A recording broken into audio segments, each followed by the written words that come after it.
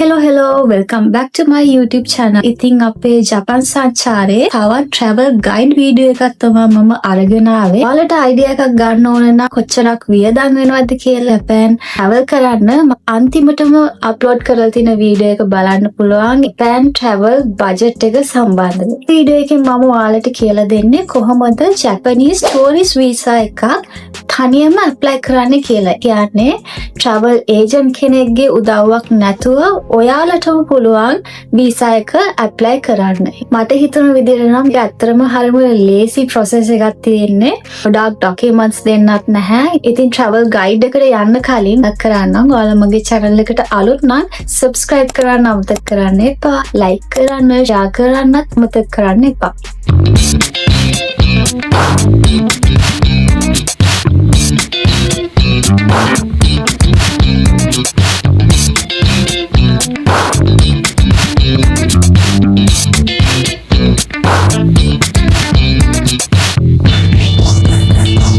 VFS website එකක් හොයාගන්න පුළුවන් විදි දෙකක් තියෙනවා. පළවෙනි එක තමයි ඔයාලා සර්ච් කරොත් VFS Global Colombo කියලා ඔයාලට ඔෆිෂියල් වෙබ්සයිට් එකේ ලින්ක් එක හොයාගන්න පුළුවන්.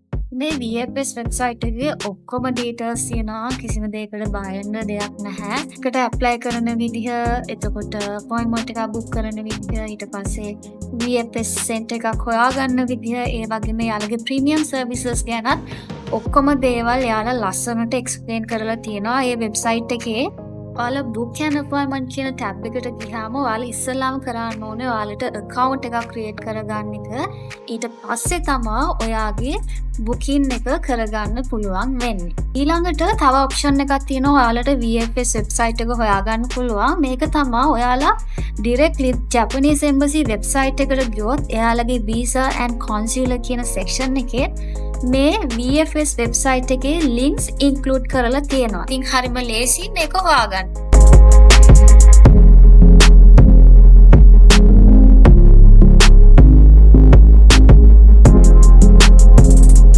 ඔයාලගේ අපොයින්ට්මන්ට්ස් දාගත්තාම ඔයාලගේ ඊමේල් එකට එනවා confirmation document එක. මේ document එක ඉතාමත් වැදගත් document එකක්. මේක නැති කරගන්න නම් එපා. මේකේ හැම දෙයක්ම include වෙලා තියෙනවා. කොච්චරක් applicants-ලා booking එක දාලා තියෙනවද, එයාලගේ නම, passport number එක, reference එක, ඒ වගේම appointment date එක, time එකත් මේ document එකේ include කරලා තියෙනවා. ඒ වගේම තව other instructions උත් include කරලා තියෙනවා. අපි එහෙනම් බලමු checklist එකේ තියෙන documents මොනවද කියලා. ඉතින් උඩින්ම තියෙනවා මේ section එකේ මුකුත් ලියන්න එපා. මේක office use only. ඊට පස්සේ ඔයාගේ passport number එක සහ නම include කරන්න ඕනේ. ඊට පස්සේ තව වැදගත් instructions වගේක් එයාලා දීලා තියෙනවා. අපි එකින් එක බලමු. පළවෙනි එක තමයි මේ documents වල බාර දෙන්න ඕනේ මේ checklist එකේ තියෙන පිළිවෙලට අනුව. සහ මේ checklist එකේ දීලා තියෙන documents විතරයි බාර දෙන්න ඕනේ. ඊට පස්සේ ඔයාලට දීලා තියෙනවා original documents. සමහරක් sections තියෙනවා ඒ වගේ original documents ඉල්ලලා තියෙනවා. ඉතින් ඒකෙදී ඔයාලා originals එක A4 size photocopy set එකකුත් බාර දෙන්න ඕනේ. අපි ඉස්සරහට බලමු මොනවාද මේ original documents බාර දෙන්න ඕනේ කියලා. ඊට පස්සේ ඔයාගේ NIC එක, birth certificate එක, divorce certificate, ඒ වගේම තව death certificates, මේ වගේ වෙනස්කම් තියෙනවා නම් ඔයාලා ඒවට අදාළ endorsements, alterations, ඒ වගේ දේවල් passport එකේ ඒ දේවල් mention කරලා තියෙන්න ඕනේ.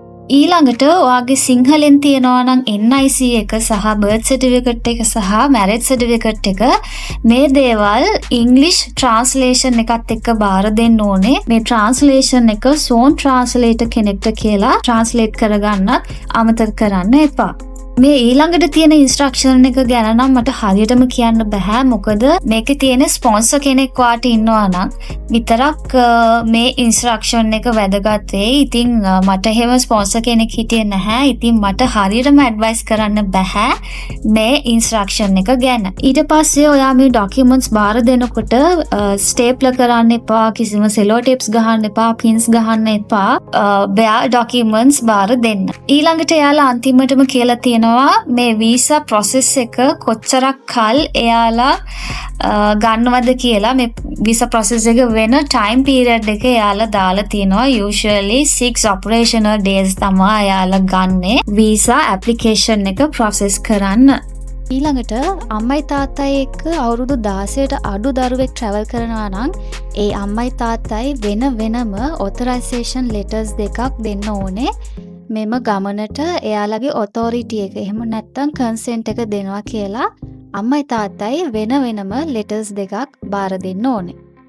ඉතින් ඩොකියුමන්ට් චෙක්ලිස්ට් එකේ පළවෙනියටම තියෙන්නේ ඇප්ලිකේෂන් ෆෝම් එක. මේකෙදි යාලා කියලා තියෙනවා ගමන් කරන හැම ඇප්ලිකන්ට් කෙනෙක්ටම වෙන වෙනම ඇප්ලිකේෂන් ෆෝම්ස් බාර දෙන්න ඕන කියලා. ඒ වගේම පොඩි ළමයි යනවා නම් එයාලටත් වෙන වෙනම ඇප්ලිකේෂන්ස් බාර දෙන්න ඕනේ. ඒ වගේම මේ ඇප්ලිකේෂන් එක බ්ලොක් කැපිටල් ලෙටර්ස් වලින් ෆිල් කරන්නත් ඕනේ. ඔයාලට ටයිප් කරන්නත් පුළුවන්. එහෙම නැත්නම් අතින් ලියලත් බාර දෙන්න පුළුවන්. ඒ වගේම ගොඩාක්ම වැදගත් දේ තමයි පාස්පෝර්ට් එකේ තියෙන විදිහටම මේ ඇප්ලිකේෂන්ස් ෆිල් කරන්න ඕනේ. චෙක්ලිස්ට් එකේ දෙවනියට තියෙන්නේ ඔයාලගේ ෆොටෝග්‍රාෆ්ස්. ඉතින් මේක ලේසියෙන්ම ඔයාලට කරගන්න පුළුවන් ස්ටුඩියෝ එකකට ගියාම එයාලා මේ ස්පෙસિෆිකේෂන්ස් ඔක්කොම හරියටම දන්නවා. ඒ නිසා ඔයාලට මේ දේ ගැන නම් බය වෙන්න දෙයක් නැහැ. ගොඩක්ම වැදගත් දේ වෙන්නේ මේ ෆොටෝස් ටික පහුගිය මාස 6 ඇතුළත අරන් තියෙන්න ඕනේ. ඊට වඩා පරණ ෆොටෝස් නම් බාර දෙන්න එපා. ඊළඟට අපි බැලුවොත් අපේ පාස්පෝර්ට් එක සම්බන්ධව මේ පාස්පෝර්ට් එකේ ඔයාගේ තියෙන නම් ඔයාගේ NIC එකත් එක්ක ගැලපෙන්න ඕනේ. එහෙම නැත්නම් ඒ වගේ changes තියනවා නම් පාස්පෝර්ට් එකේ දෙවනියට තියෙන පිටුවේ alteration page එකේ ඒ වෙනස්කම් මෙන්ෂන් කරලා තියෙන්න ඕනේ. ඒ වගේම තමයි ඔයා බාර දෙන්න ඕනේ පාස්පෝර්ට් බයෝ page එකේ copies දෙකක්. ඒ වගේම alteration page එකේ copy එකක්. ඒ වගේම වැදගත්ම දේ තමයි මේ පාස්පෝර්ට් එකේ blank pages දෙකක් තියෙන්න ඕනේ. මේක අනිවාර්යයෙන්ම තියෙන්න ඕනේ. ඉතින් මේ වගේ pages දෙකක් නැත්තම් ඔයාලා අලුතෙන් පාස්පෝර්ට් එකක් අරගෙන බාර දෙන එක හොඳයි. චෙක්ලිස්ට් එකේ 4 වෙනියට තියෙන සෙක්ෂන් එක ගැන නම් මට ඇඩ්වයිස් කරන්න බෑ. මොකද මේකෙදි වෙන්නේ ඔයාට ස්පොන්සර් කෙනෙක් ඉන්නවා නම් එයාගේ මොන ඩොකියුමන්ට්ස්ද ඔයාලා බාර දෙන්න ඕනේ කියලා තමයි ඒක කියන්නේ. ඉතින් මට එහෙම ස්පොන්සර් කෙනෙක් හිටපු නැති නිසා මට හරියටම කියන්න බෑ. හරියටම ඇඩ්වයිස් කරන්න බෑ මේ සෙක්ෂන් එක ගැන. චෙක්ලිස්ට් එකේ 5 වෙනියට තියෙන්නේ ඉතාමත් වැදගත් ඩොකියුමන්ට් එකක්. මේකෙදි ඔයාලා බාර දෙන්න ඕනේ ඔයාලගේ හොටෙල් රිසර්වේෂන්ස් වල ප්‍රූෆ්. ඒ කියන්නේ සාමාන්‍යයෙන් ඔයාලා හොටෙල් එකක් බුක් කරාම ඔයාගේ ඊමේල් එකට එනවා කන්ෆර්මේෂන් එකක්. ඉතින් මේ කන්ෆර්මේෂන් එකේ print out එකක් අරගෙන ඔයාලා ඒවත් බාර දෙන්න ඕනේ. ඔයාලා හොටෙල්ස් එකකද දෙකකද තුනකද කීයක ඔයාලා නවතිලා හිටියත් මේ හැම හොටෙල් එකකම කන්ෆර්මේෂන්ස් එයාලට බාර දෙන්න ඕනේ. ඊළඟට 6 වෙනියට තියෙන්නේ ඔයාලගේ ෆ්ලයිට් ටිකට් එකේ කන්ෆර්මේෂන්ස් බාර දෙන්න ඕනේ කියලා. මේකෙදි එයාලා කියලා තියෙනවා paid flight tickets වලට එයාලා encourage කරන්නේ නැහැ කියලා. මොකද බැරි වෙලාවත් ඔයාලගේ වීසා එක රිෆියුස් වුණොත් ඔයාලට ලොකු ෆයිනෑන්ෂල් ලොස් එකක් වෙනවා. ඉතින් ඒකෙදි වීසා ඇප්ලිකේෂන් සෙන්ටර් එක කියන්නේ VFS එකවත් එම්බසි එකවත් ඒකට වග කියන්නේ නැහැ කියලා එයාලා ඉන්ස්ට්‍රක්ෂන් එක දීලා තිනවා. අපි බලමු චෙක්ලිස්ට් එකේ 7 වෙනියට තියෙන සෙක්ෂන් එක proof of employment. මේකෙදි ඔයා කොහේ හරි වැඩ කරනවා නම් ඔයා ලෙටර් එකක් ගන්න ඕනේ. confirmation letter එකක් ගන්න ඕනේ ඔයාගේ employee ගෙන්. company එකේ ඔයා වැඩ කරනවා මෙන්න මේ වගේ කාලයකට ඔයා leave අරන් තියනවා කියලා confirmation letter එකක් ගන්න ඕනේ. ඒ වගේම පහුගිය මාස 3 ඔයාගේ salary slips උත් ඔයා බාර දෙන්න ඕනේ. ඉතින් සමහර companies තියෙනවානේ salary slips දෙන්නේ නැති. ඉතින් ඒ වගේ කම්පැනි එක නම් ඔයා වැඩ කරන්නේ ඔයාට පුළුවන් ඔයාගේ එම්ප්ලොයි ගෙන් ඒ සම්බන්ධව කන්ෆර්මේෂන් ලෙටර් එකක් අරගෙන මේ චෙක්ලිස්ට් එකේ තියෙන විදිහට බාර දෙන්න. ඔයාට බිස්නස් එකක් නම් තියෙන්නේ. එහෙම නැත්නම් ඔයා self employed නම් ඔයා ඔයාගේ බිස්නස් රෙජිස්ට්‍රේෂන් එකේ කොපි එකක් ඒ වගේම ඔරිජිනල් එකත් බාර දෙන්න ඕනේ. ඒ වගේම form 48 එහෙම නැත්නම් form 20 කියන එකේ ඔරිජිනල් එක සහ ඒකේ කොපි එකකුත් බාර දෙන්න ඕනේ. ඒ වගේම ඔයාගේ බිස්නස් එකේ bank statements තියෙනවානේ. ඉතින් පහුගිය මාස 3 bank statement ඒ වගේ copies ඒ වගේම originals උත් බාර දෙන්න ඕනේ. ඉස්කෝලේ යන ළමෙක් travel කරනවා නම් අනිවාර්යයෙන්ම ඉස්කෝලෙන් ස්ටුඩන්ට් කන්ෆර්මේෂන් ලෙටර් එකක් බාර දෙන්න ඕනේ. එහෙම නැත්නම් ඔයා යුනිවර්සිටි එකක ඉගෙන ගන්නවා නම් යුනිවර්සිටි එකෙන් ස්ටුඩන්ට් කන්ෆර්මේෂන් ලෙටර් එකක් බාර දෙන්න ඕනේ. චෙක්ලිස්ට් එකේ 8 වෙනියට තියෙන සෙක්ෂන් එක අපි බලමු. පළවෙනියටම තියෙනවා ඔයාගේ NIC එකේ කොපි එකක් බාර දෙන්න ඕනේ. මතක් කරලා මේකේ ට්‍රාන්ස්ලේෂන් එකත් බාර දෙන්න ඕනේ. ඒ වගේම ඔයාගේ බර්ත් සර්ටිෆිකේට් එක, ඔරිජිනල් බර්ත් සර්ටිෆිකේට් එකේ කොපි එකක් ඒක සර්ටිෆයි කරලා තියෙන්න ඕනේ. ඒ වගේම මේකේ ට්‍රාන්ස්ලේෂන් එක බාර දෙන්න ඕනේ. ඊට පස්සේ ඔයාගේ marriage certificate, divorce certificate, death certificate තියෙනවා නම් ඒ වගේ ට්‍රාන්ස්ලේෂන් බාර දෙන්න ඕනේ. මෙතෙන්දී අපෙන් VFS එකෙන් ඉල්ලුවා මැරේජ් සර්ටිෆිකේට් එකේ ඔරිජිනල් එකත් බාර දෙන්න ඕනේ කියලා. ඒ වගේම මිස්පෙලින්ස්, ඒ වගේම වෙනස්කම් තියෙනවා නම් ඔයාලා ඇෆිඩවිට් එකක්, එහෙම නැත්නම් දියුරුම් ප්‍රකාශයක් බාර දෙන්න ඕනේ. ඒ හැම වෙනස්කම් සම්බන්ධව චෙක්ලිස්ට් එකේ 9 වෙනියට තියෙන්නේ ඔයාගේ පර්සනල් බැංක් ඩීටේල්ස් සම්බන්ධව. ඉතින් මෙතෙන්දී පහුගිය මාස 3 ඇතුළත ඔයාට තියෙනවා නම් සේවිංස් account, current account, එහෙම නැත්නම් fixed deposits තියෙනවා නම් ඒ වගේ බැංක් ස්ටේට්මන්ට් සහ balance confirmations ඔයාලා බාර දෙන්න ඕනේ. මේක documents වර්ග දෙකක්. balance confirmation කියන document එක වෙනයි, bank statements වෙනයි. ඉතින් ඔයාලගේ bank එකෙන් මේ දේවල් request කරොත් එයාලා හරියට ඔයාලට මේ document වර්ග දෙක බාර දෙයි. ඊට පස්සේ මෙතන ඔයාලා දාන්න ඕනේ ඔයාලා පහුගිය අවුරුද්ද ඇතුළත ජපානෙට විසිට් කරලා තියෙනවා නම් ඒ details දාන්න ඕනේ. කවද ඉඳන් කවදටද හිටියේ, ඒ වගේම කොච්චරක් දවසක් හිටියද කියලා මෙන්න මේ පෙන්නන section එකේ ඔයාලා දාන්න ඕනේ. ඔන්න ඔය ඩොකියුමන්ට්ස් ටික තමයි අපි නම් බාර දුන්නේ. මේකෙදි ඇත්තටම කියන්න ඕනේ ඔයාලට ස්පොන්සර් කෙනෙක් ඉන්නවා නම් තව ඩොකියුමන්ට්ස් මෙතෙන්දි ඇඩ් වෙනවා. එහෙම නැත්නම් ඔයාලා බාර දෙන්න ඕනේ මේ ඉල්ලලා තියෙන ඩොකියුමන්ට්ස් ටික විතරයි. දැන් මමයි මගේ හස්බන්ඩුත් තව මීට අමතර ඩොකියුමන්ට්ස් බාර දුන්නා. for example අපේ deeds වල copies, ඒ කියන්නේ අපේ ඉඩම් වල ඩොකියුමන්ට්ස්, ඊට පස්සේ අපේ vehicle එකේ valuations, අපේ අනිත් assets වල valuation, ඒ වගේ දේවලුත් අපි බාර දුන්නා. හැබැයි VFS එකෙන් ඒක ඩොකියුමන්ට් එකක් බාරගත්තේ නැහැ. ඉතින් මේ චෙක්ලිස්ට් එකේ තියෙන ඩොකියුමන්ට්ස් ටික විතරයි ඔයාලා බාර දෙන්න ඕනේ. මීට අමතරව ඔයාලා බාර දෙන්න ඕන cover letter එකක්. ඉතින් මේ වගේ applications වල සාමාන්‍යයෙන් තියෙන්න ඕන දෙයක් නේ cover letter එක. ඉතින් මගේ cover letter එක මම ඔයාලට පෙන්නන්නම් මොන වගේද තියෙන්නේ කියලා. මගේ intention එක, මගේ purpose එකේ පොඩි introduction එකක් දීලා, මගේ employee details, එතකොට මගේ husband ගේ employee details, මේ දේවල් මම add කරලා තිනා. මොකද මට යාලට පෙන්නන්න ඕන උනා මට ලංකාවට එන්න හේතු තියෙනවා කියලා. ඒ නිසා තමයි මගේ employee details උත් මම add කරේ. ඊට අමතරව මම financially මේ හැම දෙයක්ම මම බාර ගන්නවා කියලා add කරලා තිනවා. ඊට පස්සේ මම කලින් ගිහිලා තියෙන රටවල් ගැන පොඩි විස්තරයක් දාලා තිනවා. සහ මගේ itinerary එක, මගේ flight details උත් දාලා, තව මගේ කලින් employee details, ඒ වගේ මගේ academic details උත් මම දාලා තිනවා. මේවා නම් ඇත්තටම අවශ්‍ය වෙන්නේ නැහැ. ඒතර details දාන්න ඕනෙත් නැහැ. ඉතින් මේ වගේ cover letter එකකුත් මතක් කරලා ඇඩ් කරන්න.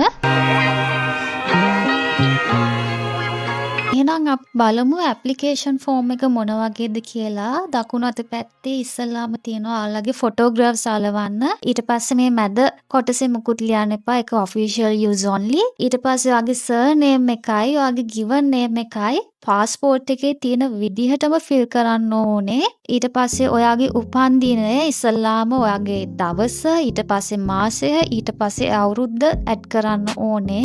ඊට පස්සේ place of birth, මේක ඔයාගේ birth certificate එකේ බලා ගන්න පුළුවන්. පාස්පෝර්ට් එකේ තියෙනවා. මේකෙදි ඉස්සල්ලාම මොන city එකේද කියලා දාන්න ඕනේ. ඊට පස්සේ මොන province එකේද කියලා දාන්න ඕනේ. ඊට පස්සේ රට මෙන්ෂන් කරන්න ඕනේ. ඊට පස්සේ ඔයාගේ ජෙන්ඩර් එක ටික් කරන්න ඕනේ. ඊට පස්සේ marital status, ඔයා single ද, married ද, divorced ද, එහෙම නැත්නම් widowed ද කියලා මෙතන ටික් කරන්න ඕනේ. ඊළඟට තියෙන්නේ nationality or citizenship. මේකෙදි ඔයාගේ nationality එක දාන්න ඕනේ. ඊට පස්සේ ඔයාගේ NIC එකේ number එක mention කරන්න ඕනේ. ඊට පස්සේ passport type එක ඔයාට diplomatic passport එකක්ද, official ද, ordinary passport එකක්ද තියෙන්නේ කියලා ටික් කරන්න ඕනේ. ගොඩක් වෙලාවට ඉතින් අපිට ordinary passport එක ගන්න තියෙන්නේ. ඉතින් ඒක ටික් කරන්න ඕනේ. ඊට පස්සේ ඔයාගේ passport number එක දාන්න ඕනේ. මේ passport bio page එකේම තියෙනවා මේ අනිත් details ටික, place of issue, ඊට පස්සේ date of issue, issuing authority and date of expiry කියන details ටික passport bio page එකකින් ඔයාලට බලා ගන්න පුළුවන්. certificate of eligibility කියන එක නම් මම දන්නේ නැහැ මොකක්ද කියලා. ඇත්තටම සමහර විට ස්පොන්සර් කෙනෙක් ඉන්නවා නම් ඒ අදාළ document එකක දෙයක් වෙන්න ඇති. ඊළඟට purpose of visit to Japan මේක ඔයා දාන්න ඕනේ tourism purpose කියලා දාන්න ඕනේ. ඊට පස්සේ intended length of stay in Japan මෙතෙන්දි දාන්න ඕනේ කොච්චරක් කාලයක් ඔයා ජපානයේ ඉන්නවද කියලා. ඊළඟ date of arrival ඔයා ජපානයට යන පළවෙනි දවස දාන්න ඕනේ. ඒ වගේම port of entry ජපානයේ මොන එයාපෝට් එකෙන්ද ඔයා ඉස්සෙල්ලාම ජපානයට ඇතුළු වෙන්නේ කියලා මෙන්ෂන් කරන්න ඕනේ. ඊට පස්සේ name of ship airline කියන්නේ ඔයා මොන airline එකද use කරන්නේ කියලා. ඊළඟ section එකේ තියෙනවා ඔයාගේ hotels වල details දාන්න කියලා. මෙතන ඇත්තට මට නම් hotels 3ක් තිබ්බා. හැබැයි මම පළවෙනි hotel එකේ details විතරයි දැම්මේ. ඊළඟට තියෙනවා ඔයා කලින් ජපානයට ඇවිල්ලා තියෙනවා නම් ඒකේ කොච්චර කාලයක් හිටියද කියලා ඔයාලා මෙන්ෂන් කරන්න ඕනේ. ඊළඟ section එකෙන් ඔයාගේ residential address එක දාන්න ඕනේ. ඒ වගේම ඔයාගේ email එක, ඔයාගේ mobile number එක මෙන්ෂන් කරන්න ඕනේ. ඊට පස්සේ ඔයා දැනට work කරන තැන, එහෙම නැත්නම් ඔයාගේ employee details දාන්න ඕනේ. employee ගේ නම, address එක සහ telephone number එක මෙන්ෂන් කරන්න ඕනේ. ඊළඟට ඔයාගේ partner, එහෙම නැත්නම් ඔයාගේ husband හරි wife ගේ හරි professional details දාන්න ඕනේ. ඊළඟ section එකත් මට හරියටම කියන්න බෑ. මම හිතන්නේ ඔයාට ස්පොන්සර් කෙනෙක් ඉන්නවා නම් එයාගේ details තමයි මේ guarantor or reference in Japan කියලා තියෙන section එක. ඊට පස්සේ මේ අන්තිමටම තියෙනවා නේද sections ටික yes no කියලා දාන්න. මේක හරිම වැදගත් ඇත්තටම. ඒකේ පළවෙනි තියෙනවා ඔයා ඕනම රටක crime එකකට සම්බන්ධ වෙලා තියෙනවද හවුද නැද්ද කියලා දාන්න ඕනේ. ඊට පස්සේ තියෙනවා ඔයා jail එකට ගිහිලා තියෙනවා නම් අවුරුද්දක හෝ අවුරුද්දකට වඩා ඔයා jail එකට ගිහිලා තියෙනවද කියලා යාලා අහලා තියෙනවා. ඊට පස්සේ තියෙනවා ඔයා ජපානයෙන් deport කරලා තියෙනවද? එහෙම නැත්නම් වෙන රටක overstay වෙලා තියෙනවද? එහෙම නැත්නම් වෙන රටකින් ඔයාව ඩිපෝට් කරලා තියෙනවද කියලාත් එයාලා අහලා තියෙනවා. ඔයාට චෝදනා තියෙනවද කියලා අහලා තියෙනවා. ඩ්‍රග් ඔෆෙන්ස් එකක් සම්බන්ධව මේ රටේ හරි වෙන රටකේ හරි ඔයාලට එහෙම තියෙනවද කියලා අහලා තියෙනවා. ඊළඟ සෙක්ෂන් එකකින් එයාලා අහලා තියෙනවා ඔයා prostitution වල engage වෙලා තියෙනවද? එහෙම නැත්නම් ඒ profession එකට අදාළ දේවල් වලට කිසිම අදාළත්වයක් තියෙනවද කියලා directly ඉන්වෝල්ව් වෙලා තියෙනවද කියලා යාලා අහලා තියෙනවා. ඊට පස්සේ ඔයා human trafficking වලට සම්බන්ධ වෙලා තියෙනවද කියලා අහලා තියෙනවා. ඉතින් මේකට ගොඩාක්ම no කියලා තියෙන තරමට හොඳයි. බැරි වෙලාවත් yes කියලා තියෙනවා නම් පල්ලෙහා තියෙන column එකේ ඔයා ඒ details mention කරන්න ඕනේ. ඊට පස්සේ ඔයාගේ application date එක දාලා sign කරන්න තමයි තියෙන්නේ. ඉතින් ඔන්න ඔය විදිහට තමයි මේ VFS process එක වෙන්නේ. මට හිතුණ විදිහට නම් හරිම ලේසි process එකක් තියෙන්නේ. අමතරව මම ඔයාලට තව tips ටිකක් දෙන්නම්. ඒකේ දෙනවානේ ඔයාලට appointment date එකක් සහ time එකක් මතක් කරලා මේ time එක හරිම වෙලාවට යන්න අමතක කරන්න එපා. අඩි 5ක්වත් පරක්කු වෙන්න එපා. එහෙම වුණොත් ඔයාලට ගොඩාක් අමාරු වෙයි ඔයාලගේ visa application එක බාර දෙන්න. ඊට පස්සේ ඔයාලා මේ visa application එක බාර දෙන දවසේම තමයි ඔයාලට visa fee එකක් ගෙවන්න තියෙන්නේ. මේ visa fee එක ගෙවුවාම ඔයාලට හම්බ වෙනවා receipt එක. ඔයාගේ passport copy එකත් එක්කම ඒ receipt එක හරිම වැදගත්. මේක නැති කරගන්න එපා. මේ receipt එකෙන් තමයි ආයේ ඔයාලා passport එක collect කරගන්න ඕනේ. ඒත් එක්ක minor children, ඒ කියන්නේ අවුරුදු 18ට අඩු ළමයි යනවා නම් අනිවාර්යයෙන්ම එයාලගේ ඇප්ලිකේෂන්ස් බාර දෙන දවසට තාත්තයි යන්න ඕනේ. නැත්නම් එයාලට ඇප්ලිකේෂන්ස් බාර දෙන්න හරිම අමාරුයි. ඒ වගේම තමයි මතක් කරලා ඔයාගේ ඊමේල් ඇඩ්‍රස් එක, ඒ වගේම ඔයාගේ contact number එක හරියටම දාන්න. මොකද ඒක හරිම වැදගත්. ඔයාගේ ඇප්ලිකේෂන් එක බාරගත්තා කියලා ඊට පස්සේ ඔයාගේ ඇප්ලිකේෂන් එක එම්බසි එකට ඩිස්පැච් කරා කියලා, එම්බසි එකෙන් හම්බුණා කියලා, ඊට පස්සේ ආපහු process වෙලා ඒක VFS එකට හම්බුණා කියලා, මේ හැම දෙයක්ම ඔයාගේ details ඔයාගේ ඊමේල් එකටයි ඔයාගේ ෆෝන් නම්බර් එකටයි අප්ඩේට්ස් එනවා. ඒ නිසා මතක් කරලා හරි ෆෝන් නම්බර් එකකුයි ඊමේල් ඇඩ්‍රස් එකකුයි දෙන්න. මම තව දැකපු විශේෂ දෙයක් තමයි මම ගොඩක් ජපානයේ දේවල් ඇප්‍රීෂিয়েට් කරලා තියෙනවානේ. ඉතින් මම තව දැකපු විශේෂ දෙයක් තමයි එයාලගේ VFS සෙන්ටර් එකේ ගහලා තියෙනවා මෙලාවත් ඔයාගේ වීසා එක රිෆියුස් වුණොත් එයාලා මේ වීසා ෆී එක රිෆන්ඩ් කරනවා කියලා. ඉතින් මේක ඇත්තටම මම ඇප්‍රීෂিয়েට් කරන දෙයක්. මොකද වීසා එකක් ඇත්තටම ඇප්ලයි කරන්නේ මිනිස්සු ගොඩාක් බලාපොරොත්තු තියාගෙන ඒකට ගොඩාක් වියදම් කරනවා වෙන්නත් පුළුවන්. ඉතින් ඒක රිෆියුස් වුණාම හැමෝටම දුකයි. ඉතින් ඒ වගේ අවස්ථාවක ඔයාට වීසා ෆී එක හරිය රිෆන්ඩ් කරනවා කියන්නේ ඇත්තටම ඒක ලොකු දෙයක්. මේ ගැන මම හරියටම දන්නේ නැහැ. කාට හරි එහෙම වෙලා තියෙනවා නම් ප්ලීස් කමෙන්ට් එකක් දාන්න.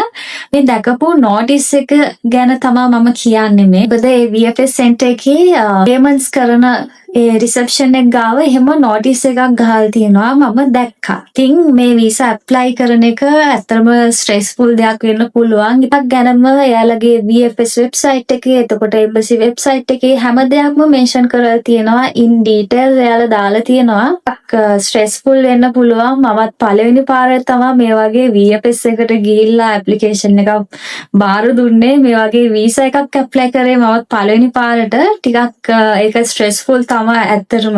ඉතින් මම හිතනවා ඔයාලට ගොඩක් ඩීටේල්ස් දැනගන්න පුළුවන් වෙන්න ඇති කියලා මේ වීසා ඇප්ලයි කරන එක සම්බන්ධව. ඉතින් ඔයාලට ඩවුට්ස් තියෙනවා නම් කමෙන්ට් එකක් දාන්න. මම දන්න දෙයක් තියෙනවා නම් මම ඒකට රිප්ලයි එකක් කරන්නම්. ඉතින් අදට වීඩියෝ එක ඉවරයි. මේ වගේ තවත් ජපාන් සංචාරය ගැන තවත් travel guide එකකින් අපි ඊළඟ සතියේ හම්බෙමු. ඉතින් මතක් කරන්නම් ඔයාලා මගේ channel එකට අලුත් නම් subscribe කරන්න අමතක කරන්න එපා. මේ වීඩියෝ එක වටිනවා නම් යාළුවොත් එක්ක share කරගන්න. ඒ වගේම like කරන්නත් අමතක කරන්න එපා. එහෙනම් අපි ඊළඟ වීඩියෝ එකෙන් හම්බෙමු.